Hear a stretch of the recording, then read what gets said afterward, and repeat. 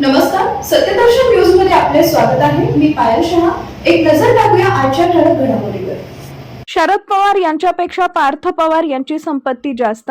महाराष्ट्रात राज्यसभेच्या 7 जागांसाठी निवडणूक जोरात सुरू आहे.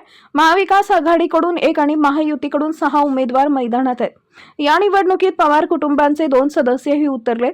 राष्ट्रवादी काँग्रेसचे अध्यक्ष शरद पवार महाविकास आघाडीच्या तिकिटावर निवडणूक लढवत आहेत, तर अजित पवारांचे चिरंजीव पार्थ पवार सुनेत्रा पवार यांच्याऐवजी महायुतीकडून राज्यसभेसाठी उभे आहेत. नुकतेच दाखल केलेल्या उमेदवारी अर्जांमध्ये पार्थ पवार यांची मालमत्ता त्यांचे आजोबा शरद पवार पेक्षा जास्त असल्याचं समोर आलंय.